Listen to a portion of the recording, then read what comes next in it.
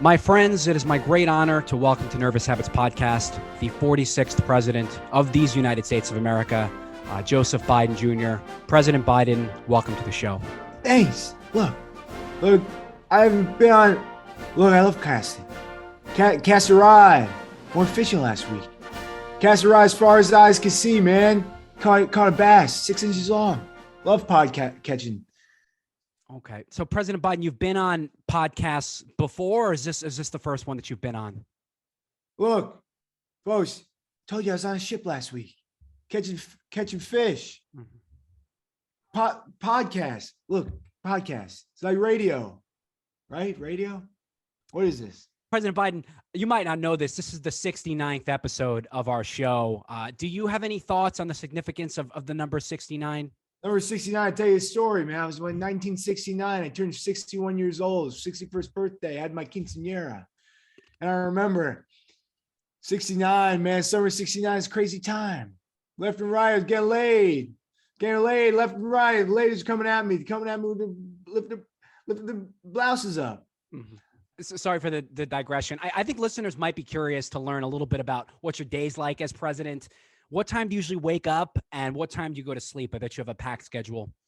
Sure, folks. I wake up very early in the morning. I have my oatmeal exactly 5:15 in the morning. Wake up real early and get a good night's sleep. Have my beauty sleep. Then when I go to bed, make sure I'm in bed by 5:30 p.m. every night.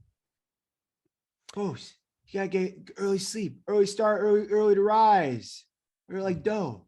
You leave dough out, put dough, you water, eggs, let the dough rise. It's like me. Okay, Mr. President. So it's all about getting an early start in the morning. I know the Secret Service is usually pretty close by. Do they know that you're taking this call right now, or are you kind of keeping it on the down low? Man, look. I got we got Charlie. He's always on my ass, man. He's my number one. He's a good guy, Charlie. Good agent. But he's always on my ass. So I told Charlie, I said, Charlie, I'm gonna be in the bathroom for a while. My stomach hurts. Oatmeal is a little raw. So I'm taking this from my bathroom right now. Got a big bathroom in the White House. Mm-hmm. Yeah, I would imagine so, Mr. President. So not a lot of privacy.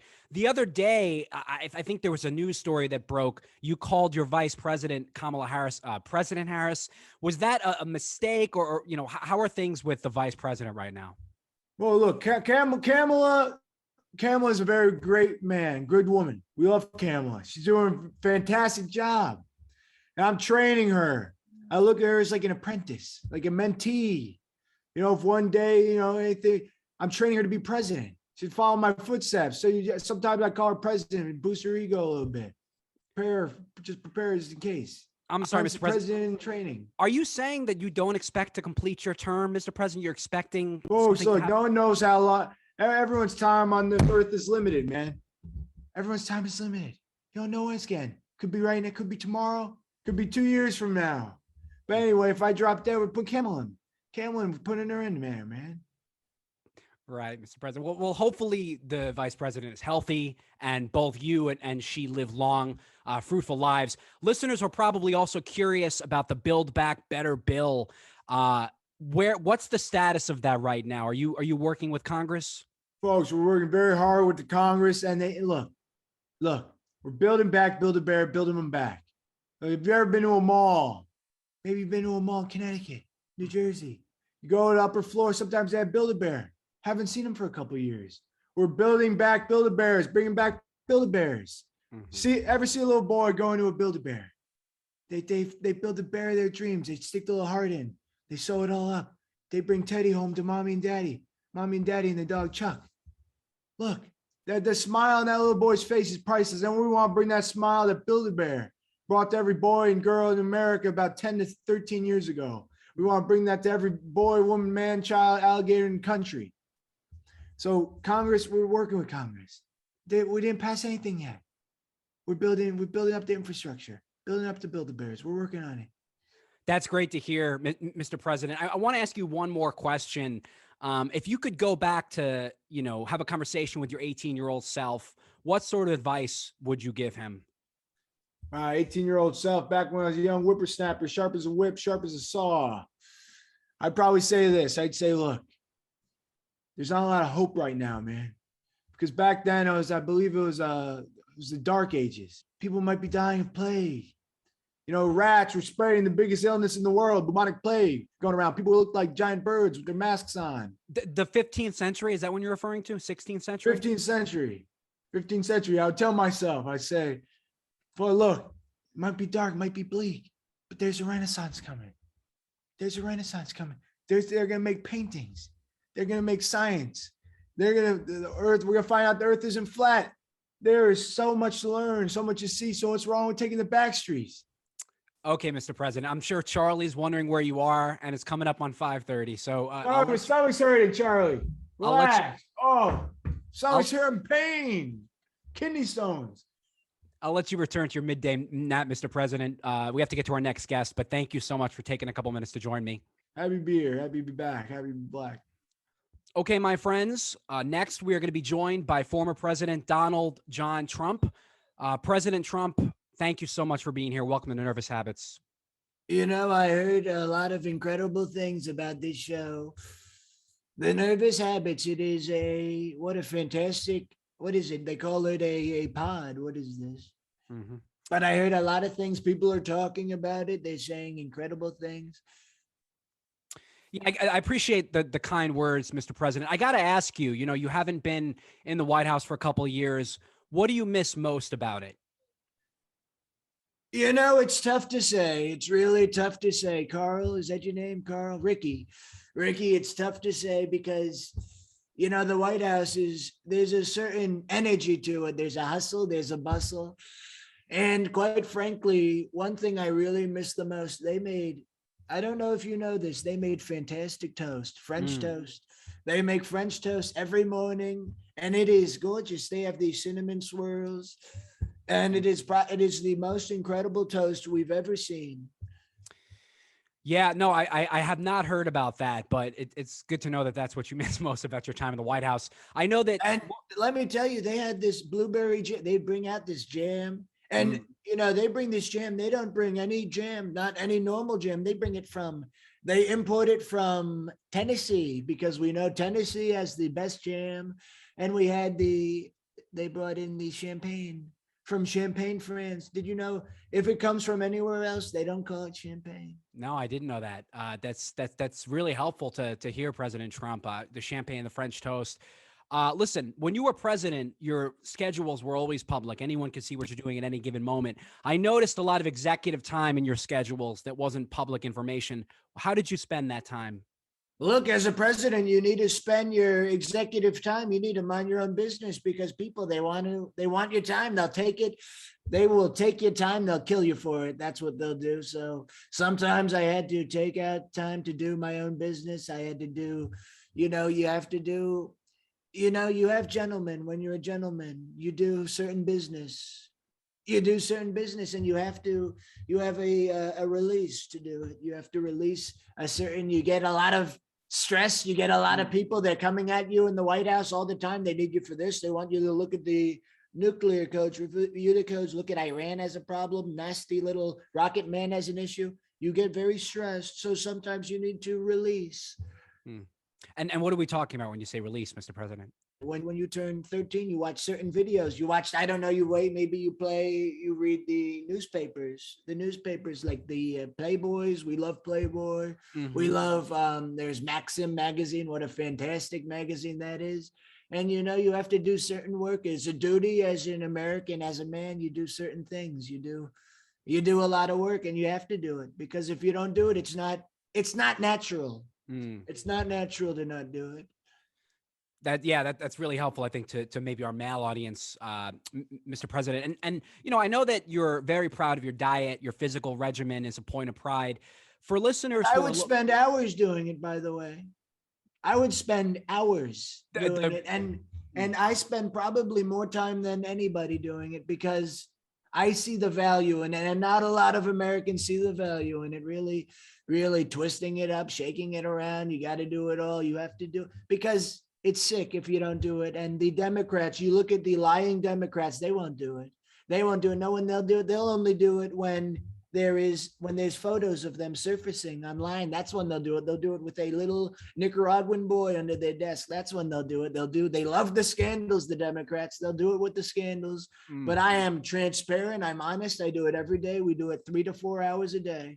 Uh, I'm sorry, just Nobody does it like we're me. talking about you and Melania, or just by We're yourself? talking about the executive, Executive time. what I said, the executive demand when a male, they do a certain thing with their body. They do it by themselves. They play solitaire. Okay. That yeah, I think that a lot of folks might be able to relate to this, but I want to ask about other aspects. Some of days I would go 4 hours, 5 hours, 6 hours. We Okay. had one week. I remember we had we had one week, and the vice president Pence came in. Pence almost walks in on me. Could you imagine how embarrassing is that? He says, "Donald, open up. We need to discuss this Iranian deal." I say, "Pence, one more minute." And he walks right in. He walks right in, the bastard. I'm like, "Pence, you better turn around or I'm going to knock you out. I'll knock you on your ass. I don't care if you're the Mr. vice President, president." unfortunately, I'm not going to be able to edit this part out. So I think for the sake of your public image, we're just going to redirect a moment. I want to ask about your diet and fitness regimen. For folks that want to live as long and as prosperously as you, what do you typically order when you eat at KFC, for example? What's your go-to menu items? We love KFC. It's one of our great American businesses, great American restaurants. And I make sure to get my daily calories in. I'm trying to do. My nutritionist, they say I'm doing very well. My triglycerides are high. The glyceride, I don't even know what they are, but they're all high. They're fantastic. The charts are great. So when I go to KFC, I order the big boy bowl. You have the big bowl. They have the big bucket, a bucket of wings. And there are so many wings in that you wouldn't believe it. You could feed a small village with those wings, and I'll eat them all up. I'll chew them down. We'll make sure to get the cornbread. I'll eat a lot of cornbread, a lot of mac and cheese. Right. And are you watching television when you do this, or is this just you're sitting in the Oval So Office? usually I've been watching a lot of, I like to see what they're saying about me, the American people. We look into that. I read the Twitter news. I read the fake news media, see what lies they're up to today. And I just sit there, and I usually take a nice corner seat, because when you're in the corner, they don't bother you in the corner. If you're out in the middle, they see there's Donald, there he is, and they want to talk to me. I have no problem when people want to talk to me, but sometimes I want to eat my bucket of chicken and I want to read. So I go in the corner, no one can see me.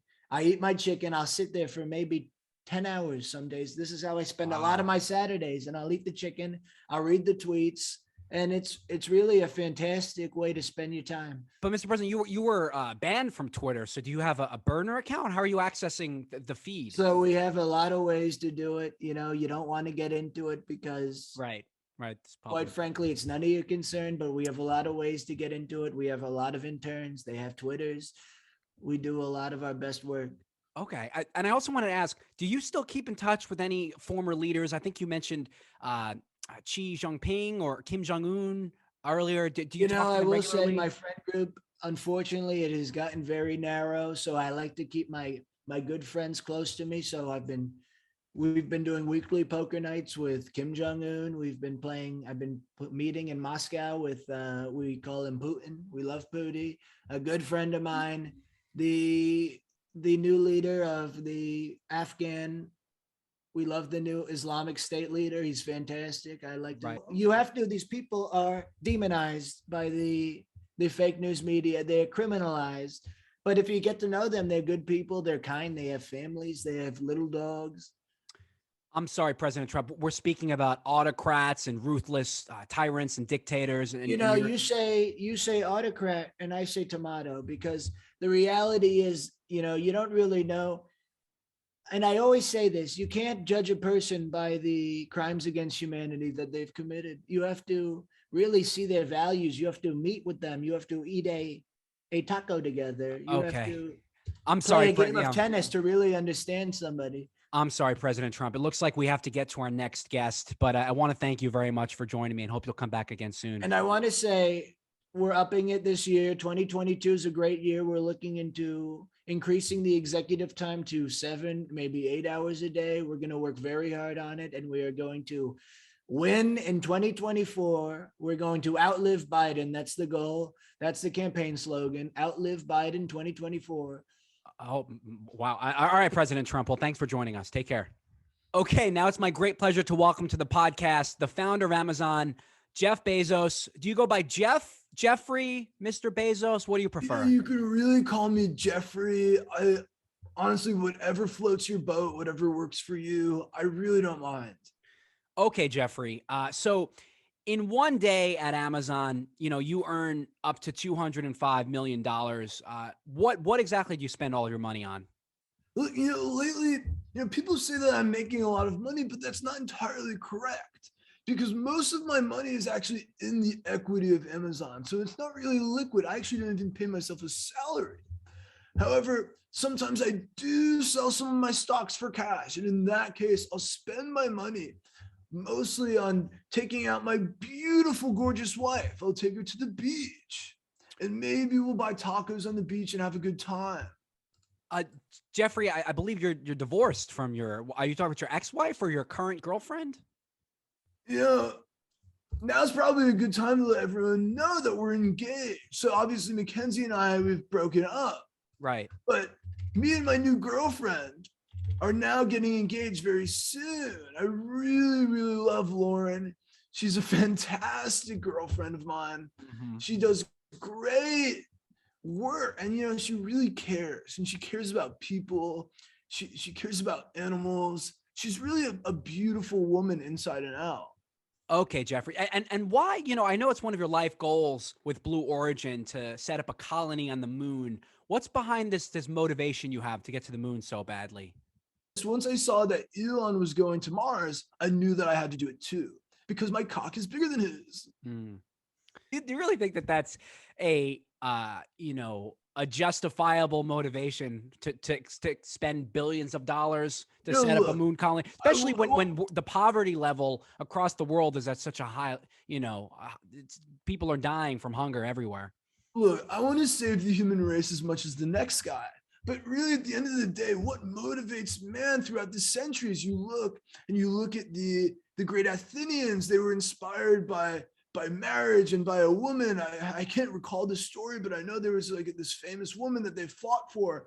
So men are really motivated by their phallic desires. And for me, when I look at the size of my cock, I really have something to prove because it is remarkably small for a man of my wealth. Jeffrey, I'm not sure quite how to respond to that, except to take your assertion. Look, you can always get more money. You can always make more money, but believe me, I've clicked all the ads that grow your dick 4 inches in 6 days. I've clicked them all. And, doctors will hate you. I've been there. I've done that. And the reality is there's no amount of money you can throw to grow an organic cock that is large. So instead, I view racing to space as almost like a proxy, a therapeutic way where I can take self-control of my life. And I've been talking to my therapist about this. Okay. And they said, Bezos, maybe you need to take a sense of control. Maybe it's this lack of control that is making you feel anxious. So I said, I'm going to apply my money to getting in outer space instead of growing my magnificently small cock. The last question I had for you, one of the most popular songs from 2021 was actually inspired by you. So I want to ask, how does this song make you feel? CEO, entrepreneur, born in 1964, Jeffrey. Yeah, I'm a really big fan of comedy. Bo Burnham, he's a great friend of mine. I really enjoy him. And Bo Burnham, I really like Bo Burnham. And, after that, I saw that this, is getting so popular. And it made me feel a little uncomfortable because I'm like, is he admiring me or is he making fun of me? But I really feel that it shows a sense of deep admiration when you're so part of the cultural fabric that people are singing songs about you. Like for me as a young boy, I would always look at the ancient Greeks and the ancient Egyptians and imagine that one day the village people would sing songs of folklore about me. And the fact that this is happening is really surreal. So I really admire Bo Burnham. I purchased his record label and I did dissolve it. Okay. Well, I was going to say that Bo Burnham has been very forthright about his detest for the corporate elite. and for the, folks in your stratosphere of income. So I'm not quite so certain that the song was meant to be an homage. But if you dissolved his record company, it sounds like you've already addressed it, Jeffrey. We've addressed it. It was brought to my attention. I was flattered at first. We don't want any more songs like that. It could be dangerous to my public image. Mm-hmm. So we did purchase it. It is part of Amazon Music and it will be no longer distributed as of 2023. Okay, that's good to know, Jeffrey. We have to get to our next guest now. Thanks for joining us. Hope to have you back again soon. Thank you. Thank you. Friends, our next guest is the former governor of the great state of New York, Andrew Cuomo. Governor, welcome to Nervous Habits. Thank you so much for having me, Ricky. I really appreciate being on your show. Governor, it's been a rough couple of years for you, what with the spread of COVID-19 and your family's unceremonious fall from grace. Do you have any regrets about what went on? It's very unfortunate that the Democrats of New York and the Republicans, they choose to focus on something so frivolous, such as a couple boob touches here and there. We have a lot more to worry about in New York. Crime is at an all-time high. COVID-19 cases are higher than ever. I mean, look at the numbers. Today, New York has seen approximately 5,326 new cases, which is very bad. Omicron surge is higher than ever. Let's have another number, 201. Those are the deaths today alone in New York. And I will leave you with one more number, 112. These are how many boob touches I was alleged to have done, which I have not done. What is a boob touch? What is it? How can it be proved? Mm-hmm. I did not touch a boob. There was no touch. It was, they say, a hover hand at best. Governor, I'm glad you brought that up. It's almost the elephant in the room here. I think listeners remember one of the most salient memories they have from your tenure as governor is during your press conference on the sexual harassment allegations. There was a montage you created, Governor, of yourself kissing relatives and friends and colleagues in response to the allegations. How long did that take you to assemble, or take your team to assemble? Look, they were able to assemble it in a matter of seconds because the reality is I am an Italian man. I kiss cheeks. I kiss face cheeks. I kiss butt cheeks. I do whatever I have to do to kiss. My lips make contact with skin. I'm Italian, period. That is how Italian people work. We are a loving kind. We see people that we love and admire, and we kiss. It is very simple. It is part of the Italian heritage. Sometimes I go too far and I kiss the boobs. That is wrong. That is wrong. I will admit, but I have never kissed the boobs of someone who did not want to be kissed. I want to ask about your how you're treated when you return to New York. Do you often get heckled when you ride the subway? Do people still say things to you even after your tenure has ended? Unfortunately, recently I had to go into New York in disguise. It's very unfortunate. Recently, I have a very long beard that I wear. I have a top hat. I disguise myself as a Orthodox Jew. And the reason I do this is because even though the Orthodox Jewish community, as we know, is a victim to violence, we know this. We know they are being attacked on the streets. I do not condone this.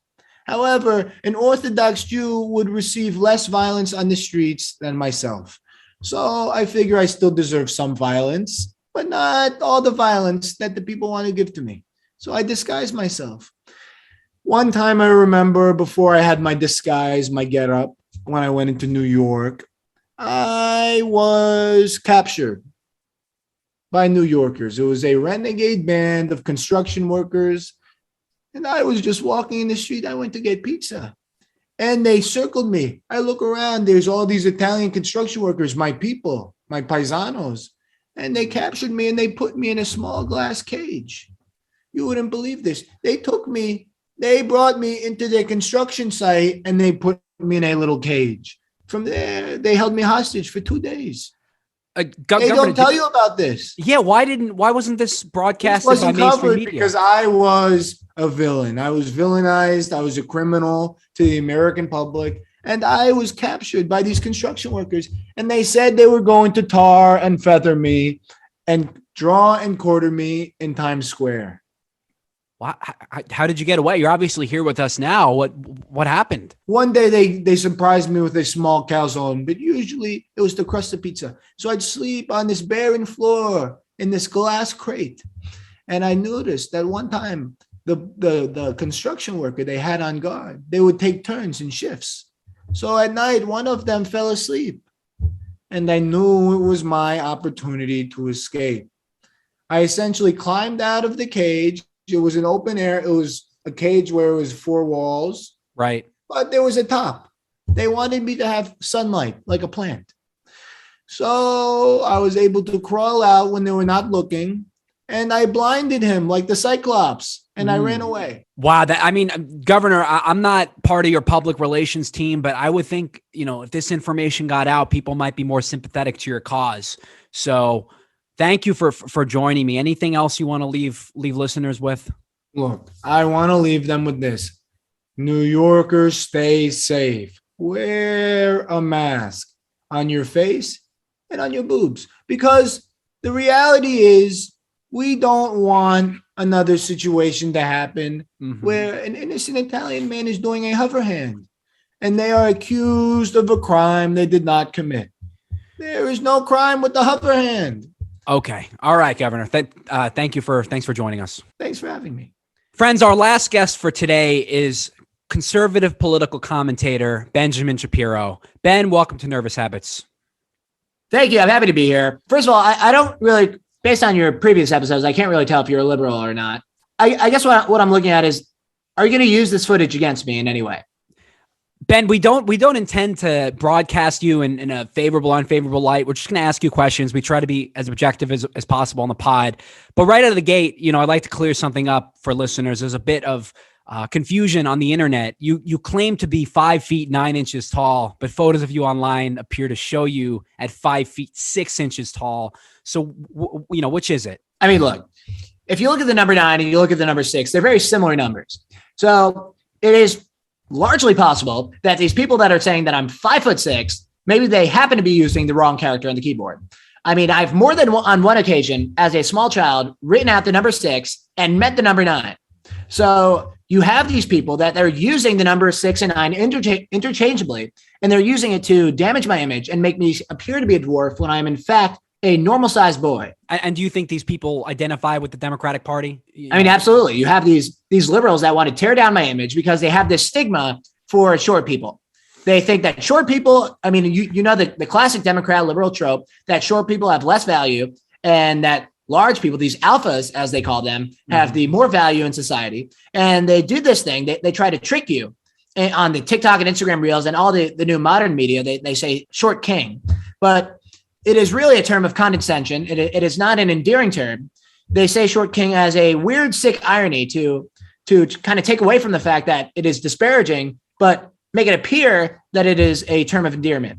So it sounds like you identify as a 5'9" male and you think there's some sort of, look, there's no identifying involved at all. I mean, you can look at my birth certificate. I was born 5'9". I'm currently 5'9". Okay. You can look at my driver's license. I'm 5'9". This is not an identity politics issue. I don't identify as 5'9". That'd be incredibly illogical.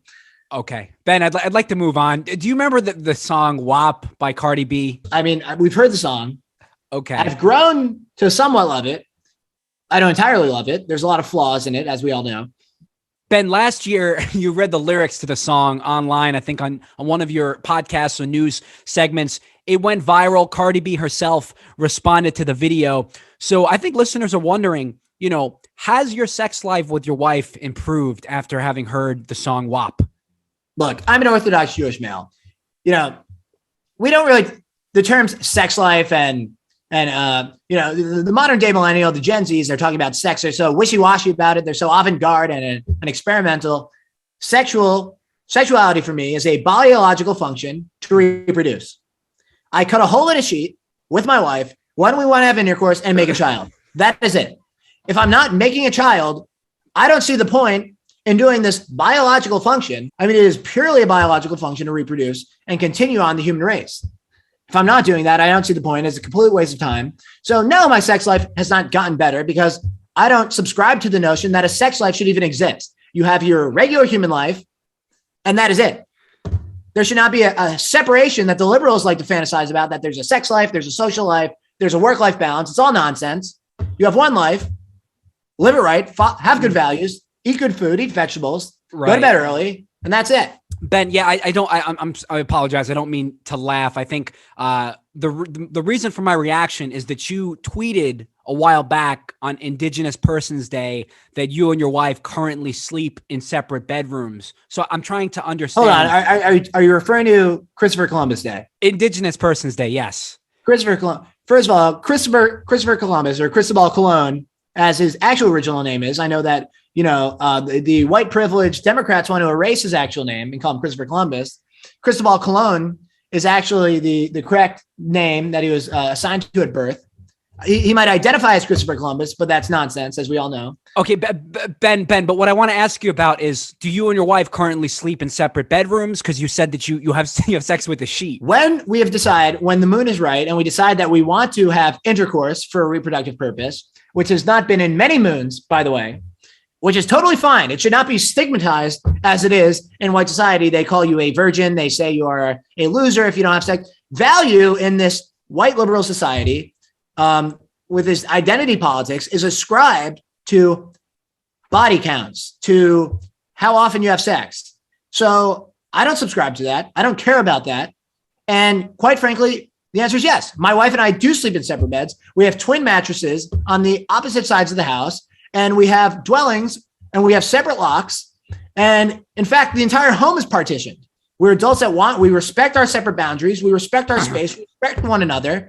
And we like to partition the home exactly in half. Ben, certainly, we don't want to pass judgment on your lifestyle choices any more than I think we want you to pass judgment on our lifestyle choices. You mentioned being an Orthodox Jew earlier. I myself am Jewish, as is my friend Austin. How does your Jewish identity impact the way that you see politics today? The Jewish faith is a fantastic community. I believe in the community of it. And I think that what's happening right now is the sense of community is being completely abolished by these liberals. And you have these, I won't dismiss the far right. They're problematic too, but they're not as problematic as the far left. The far left is really ruining things. And this beautiful sense of community is being disrupted. And I would love to see what exists in the Jewish faith and the Jewish community, that sense of togetherness. I really would like to see that again in American politics. Mm-hmm.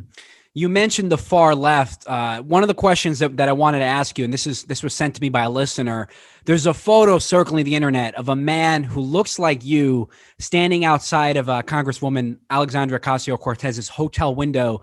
It looks like, Ben, you're holding a pair of kids' Geo Safari binoculars, and there's a bottle of kosher grape Fanta. Is that you? And if so, what were you doing outside of Congresswoman Ocasio-Cortez's window? First of all, that is not me, because if you were actually to measure the photo, if you actually get the photo and use measurement techniques in photographs, you'd actually see that the person standing there is in fact 5'6". And as we all know, that I am 5'9", so that it is clearly not me. However, if I were to be standing outside of AOC, as they call her pronouns, AOC, if I were standing outside of her hotel room with a purple Fanta and binoculars, I would probably be watching her undress. And that was not me at all, by the way. I would never do such a thing. But just because you don't agree with one another, just because you don't see things the same way, have the same political viewpoints, doesn't mean you can't admire certain aspects of the other person. Mm-hmm. So for me, whether it is admiring the aesthetic beauty of another person, I don't need to share the same political views. And I think that it should be totally fine and not stigmatized as it is today. Okay. Well, one last question for you. AOC, as you just referred to, has impliedly stated that she wishes to become president one day. Do you fear for the prospect of a socialist United States of America if AOC were to be president? I do. I fear for the sanctity of our government. Our republic was founded upon capitalist interests. It was founded upon freedom. It was founded upon laissez-faire economics. And you have people like AOC coming in with her magical little pronouns, doing whatever the hell she wants, this influencer, if you will, in the White House. And it quite frankly doesn't fit in, and it's a disgrace to our nation. If she is president, we will be eating out of troughs like farm animals, like in 1800s Russia. I have no doubt about it. We're gonna have SARS allocating our resources. I mean, you're gonna have the most inefficient country in the world. America will be reduced to a third world nation, and like I said, we will be eating out of troughs. Okay, with Ben. cornmeal at best, subsidized by the government with our 80% income tax. Ben, I'm going to leave you, but I think I see a case of grape Fanta in your room. I'm a little confused why that would be there. First of all, Fanta is a fantastic beverage. It is no proxy for Manischewitz. As we all know, Manischewitz is far superior. Okay. However, the Fanta is oftentimes cheaper than Manischewitz. So that's the only reason I would ever have it in my room. I don't know if you're alluding to me being in front of that hotel room still. That was not me. I'm 5'9", not 5'6". And I would never in real life watch AOC undress. All right, Ben, you're 5'9". Thanks for having me. Oh man, Austin, that was so amazing. You probably could see like the whole time I was straining not to laugh, but you beat me down a couple times. I want to talk to you for a few more minutes out of character. So obviously, like people watching and listening are, going to be blown away by the amount of talent you have. How did you manage to get so good at all these impressions? Thanks, dude. So as a kid, I would always just do impressions of like cartoons and stuff. And just like who are your go-to impressions? So I'd always do like I'd do like SpongeBob impressions, like, "Where's your secret formula, Krabs?" I put 2 ice cubes in your drink instead of 1. Like, That's so good. "Come on, Shrek, can I stay with you? Can I stay with you, please?" Like, I would just like copy all these things as a kid, and then I kind of stopped. So I did stand up. I'm 26. I started doing stand up when I was 18, and I largely like didn't do impressions in my stand up. And I realized like I don't want to like not use this skill. So I recently brought it back, and I found that impressions were a good tool to use for like going viral. And it's like such a thing that sets you apart. And I learned new impressions because I don't think the cartoon ones are as relevant. So I tried to learn what would be the most relevant impression. So I tried to learn Trump, Biden, Cuomo as it was happening. I mean, your impressions on Instagram and TikTok are fantastic. I listen to them, and I'm sure a lot of people listening are going to check you out when we're done. I'm wondering what have been the hardest impressions for you to master? Are there impressions you're working on that you haven't released, or is there an impression that you do now that's just taken a lot of work to get good at? Well, I'm still working on Rogan. I can barely do it. I don't even think I can. Like, I don't want to try just because it's like, Yeah, no, you don't have takes to. me forever. But Rogan takes me forever, and it's not even there yet. Bezos is hard. I don't even know if it's fully there. Musk, I'm like not 100% sure if it's there. Like a lot of them, they can always be improved. That's like the crazy thing. Like, I don't know when they're done, because like if I look at even the Trump impression from like a year ago to now, I think it got better. And even though it was going viral, when it started going viral, when he was like, still in office. And same with Biden. Biden got better. Biden was hard because at first he just sounded like an old man. So I did like try to find the nuance in it. Yeah. Do you watch? I'm curious. Like take us through your game tape. Do you watch footage of Biden and Trump to get ideas? I'll watch their speeches and just like repeat it back, and like learn their like intonations and stuff. We're doing incredible things, like that thing he does. I don't know. You just like pick up on little things that they do.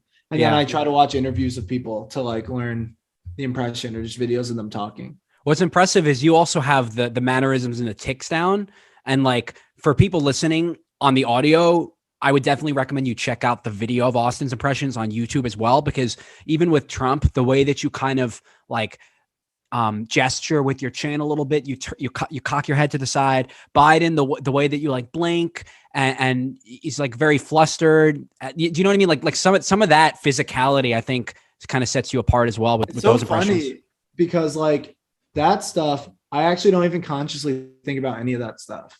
Yeah, I'm almost like only focusing on the voice, and then I don't know how, but that stuff just like comes from like once I get the voice right, then I like end up kind of looking like them with the face. I don't know how to explain it. It's No, weird. it makes total sense. It's like what actors do, like method acting. You embody, like you're no longer Austin Nasso. You're Donald Trump.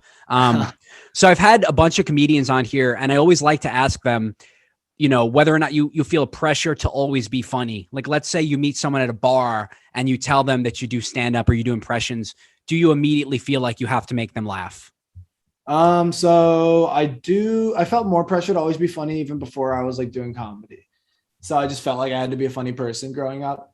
But more so now, I don't even like telling people I do comedy because I feel like there is this like tension of an expectation of like, all right, is this guy even funny? You're not funny. What the hell? Like you have to like show them that you're funny.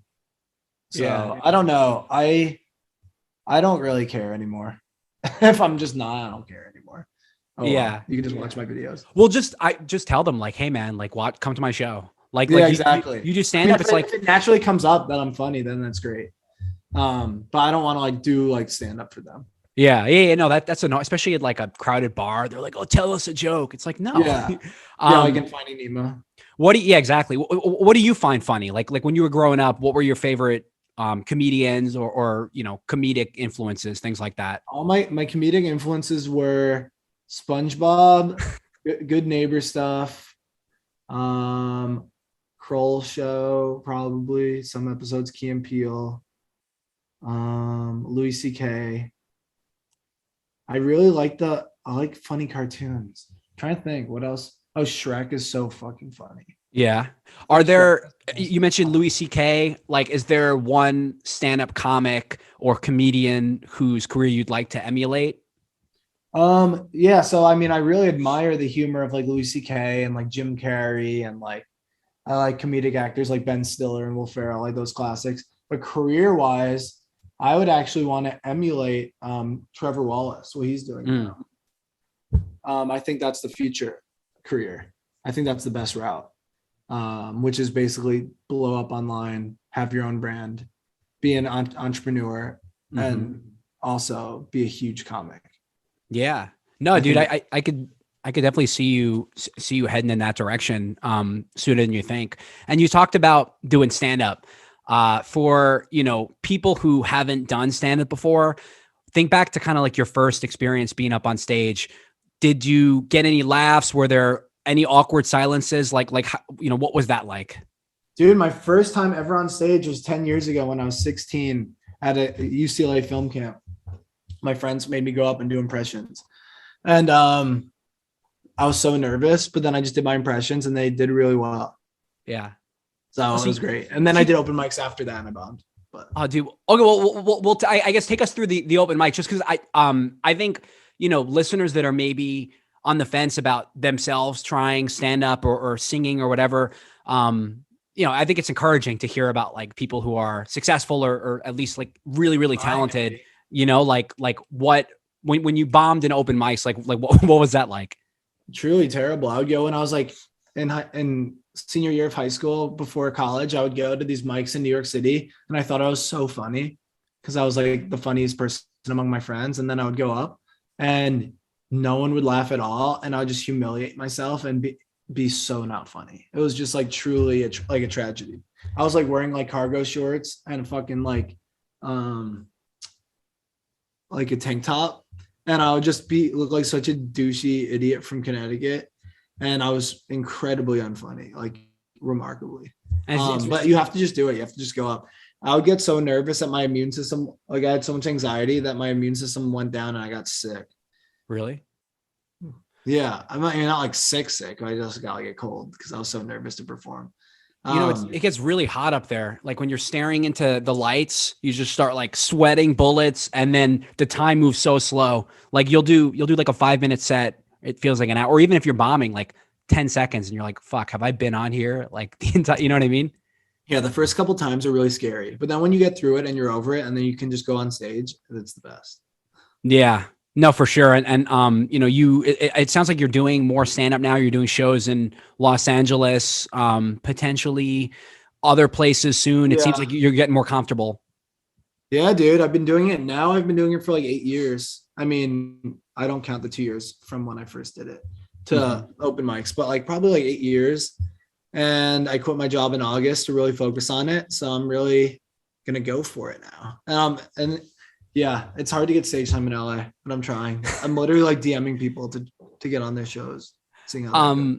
Yeah, man. I mean, did you ever think about, I mean, I don't know, like how tied you are to the West Coast. I know when I lived in New York, the comedy circuit it's challenging, but there's opportunities for sure in downtown Manhattan. So have you thought about like doing anything in New York?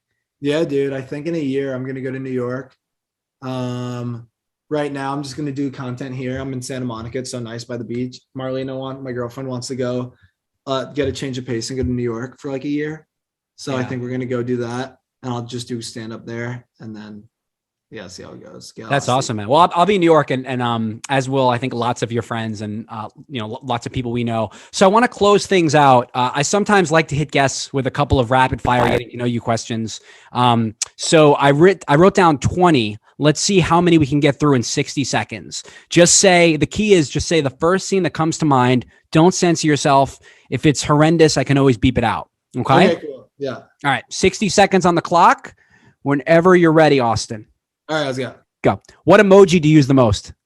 The one that's like, what do you most often end up eating for dinner? like probably sag paneer. What do you say when you answer the phone? Hey, what's up? What's the last thing you watched on TV? I don't know. Fuck. What did I watch on TV? I don't know. The new Karate Kid. What's your go-to karaoke song? Blink-182. I Miss You. What word do you absolutely hate? I don't know. All right, pass. What's the worst thing you've ever eaten from a restaurant? Worst thing ever? Yeah. I had a really bad salad once. If you could learn any language in a week, what would it be? Mandarin. What do you impulse buy most often at the supermarket? Sag paneer. If you could be any character in a TV show, what character would you be? What character would I be? I would be probably just like Frank Caliendo, just doing impressions. What's a weird quirk you have? Weird quirk. I just like I'll keep going for a minute. interrupt people and tell jokes. Oh, what's the worst movie you've ever seen? Worst movie? Drag Me to Hell. Last thing you searched on Google? I don't know. Probably like investment properties. What celebrity do you find super annoying? Super annoying. Oh God. I even know. Like Britney Spears. What do you look like when you dance? Bad. Not good. How long does it take you to get ready in the morning? Like no time. I'm just ready. I'm just ready. Whose Netflix account are you on? Mine. If your life is a country song, what would it be titled? Home is where the heart is. All right, whatever. Yeah, no, man, you're like 40 seconds over, but you did it. You got through all of them. I love that, man. 40 seconds over. Not bad. Yeah, whatever. I mean, you really like sag paneer. I think I'm inspired. I might eat that later. It's really good. Listen, man, it's so great you can join me today. I really appreciate you taking the time to chat. Where can listeners go to find you on the socials to see your impressions and listen to your stand-up? Austin and Nasso. Just look me up on Instagram and TikTok and YouTube. How is that spelled? Oh yeah. So Austin, regular, AUSTIN, and then Nasso, and like Nancy, ASSO. ASSO, TikTok, YouTube you're on, right? Everything, yeah. Austin, Instagram, and you're doing stand-up in California and Santa Monica for people listening on the West Coast. Yeah, and I'm trying to tour soon, so sign up on my in my bio. I have a little link in your bio on Instagram. Yeah. Okay. Austin Nasso, this has been a blast. Thanks so much for joining me. Thanks for having me, dude.